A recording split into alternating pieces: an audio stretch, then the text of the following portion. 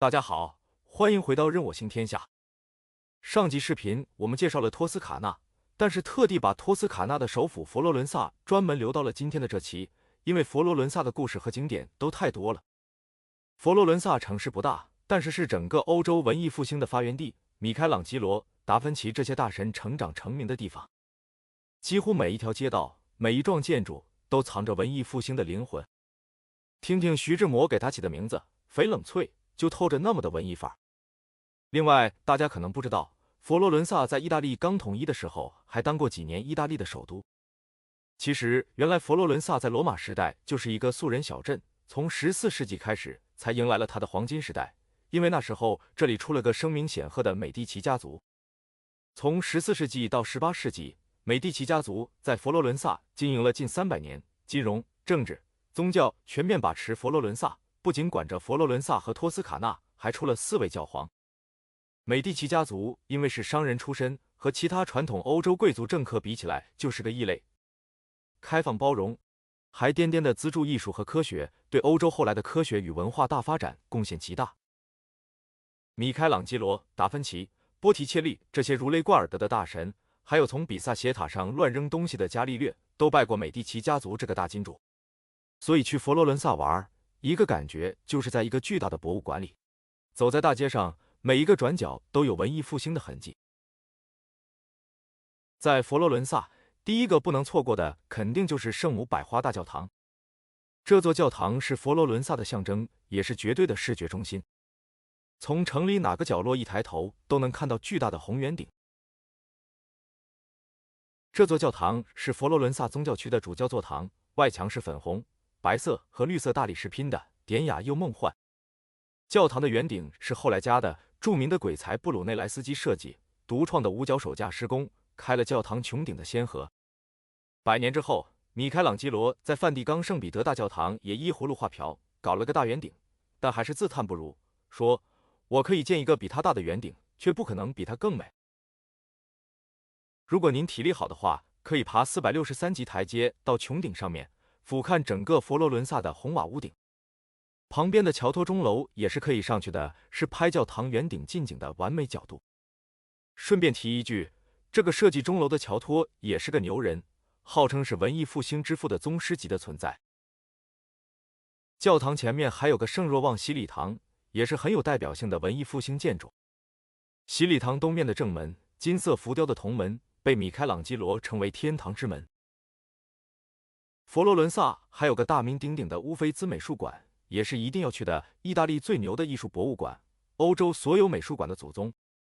美术馆的名字乌菲兹意思就是 office， 因为这里原本就是美第奇家族的专属办公楼加私人画廊，可能他们就喜欢在一堆艺术品里面办公吧。这里收藏了数不清的文艺复兴时期的大作，就是那些小学美术课本上的东西，比如镇馆之宝波提切利的《维纳斯的诞生》和春。达芬奇的《天使报喜》，拉斐尔的《金翅雀的圣母》，还有无数提香、米开朗基罗和卡拉瓦乔等等各路大神的作品，确实是艺术爱好者的天堂。逛一遍就像是走了整个文艺复兴的200多年。这里提醒大家一定要提早预约门票，因为排队真的会很久。景仰完了大师们的作品，可以沿着露天长廊走到阿尔诺河边，欣赏一下河景。拍一拍佛罗伦萨的另一个地标老乔维奇奥桥。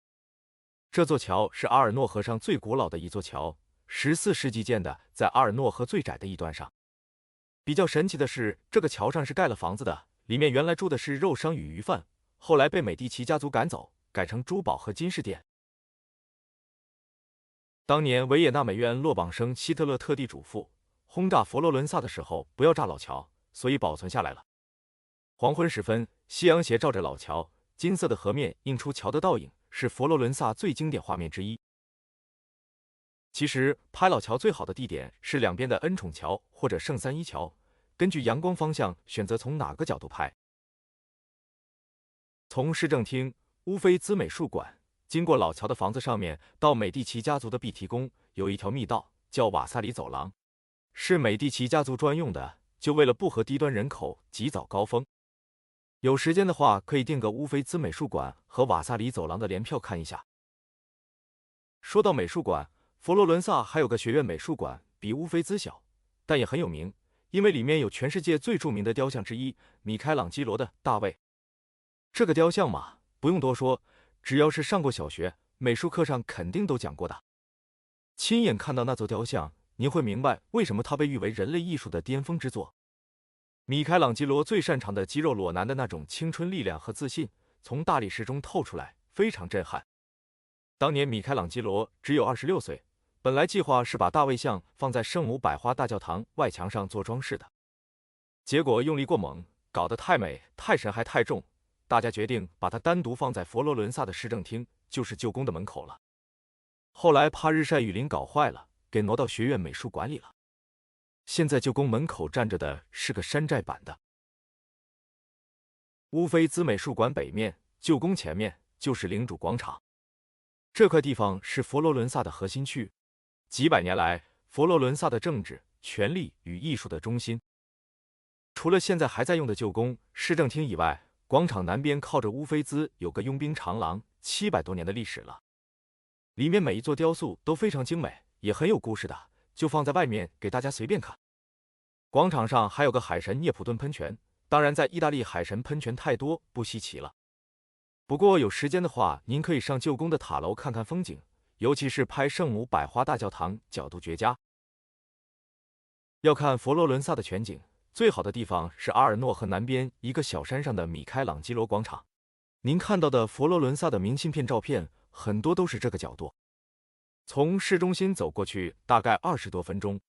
不管是清晨的阳光、午后的蓝天，还是傍晚的夕阳，站在这里俯瞰整座佛罗伦萨，红瓦屋顶、百花大教堂的穹顶、阿尔诺河上的桥，都像一幅文艺复兴时期的油画。米开朗基罗广场上也有个大卫像复制品，毕竟是大神最得意的作品嘛。除了圣母百花大教堂以外，佛罗伦萨还有很多值得看的教堂。其中的圣十字圣殿，有时间一定要看一下，因为这里躺着很多意大利的大 boss 们，米开朗基罗、伽利略、马基雅维利、马可尼等等都葬在这里，还有但丁的衣冠冢。佛罗伦萨是但丁的老家，从出生到中年被赶出佛罗伦萨，但丁在佛罗伦萨生活了30几年。圣十字圣殿门口那座雕像就是但丁的纪念像。佛罗伦萨城里还有不少但丁的痕迹。不过那个但丁故居就不用去了，是个后来搞的博物馆。圣洛伦佐教堂和里面扩建的美第奇礼拜堂也很有故事。这里是美第奇家族专用的教堂，家族成员们活着的时候在教堂里拜神，死了就在这里找个地方建个陵墓埋了。美第奇礼拜堂其实有2个，都有佛罗伦萨标志性的穹顶。大的那个王子礼拜堂里面的装饰比圣母百花大教堂华丽多了，极尽奢华，整面墙都是宝石镶嵌的。小的那个新圣器礼拜堂是米开朗基罗为美第奇家族设计的，里面有他的昼、夜、晨、暮4座雕像，在朱利亚诺和洛伦佐2世2个美第奇的陵墓上。一般大家来佛罗伦萨都是在阿尔诺河北边的市区转悠，主要景点也都在北边。不过阿尔诺河南岸的奥特拉诺区也很有意思的，这里游人不多，安静不少，是个感受真正的佛罗伦萨本地生活气息的好地方。美第奇家族的私家宫殿碧提宫和私家花园波波里花园都在这个区。碧提宫里面现在是几个博物馆，有文艺复兴大师拉斐尔、提香的大作，还有个美第奇时期的服装博物馆。对美第奇家族感兴趣的同学可以逛一下。波波里花园现在就是个大公园，就在碧提宫后面，佛罗伦萨最美的公园之一。如果还有时间，可以在奥特拉诺的小巷子里随便逛逛。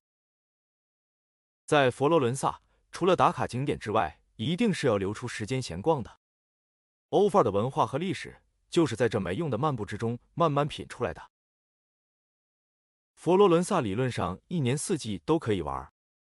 但是夏天太热，人太多，最好是春秋天来，气温舒服，也相对安静。冬天人最少，逛街冷了一点，不过是慢慢逛博物馆的最佳时节。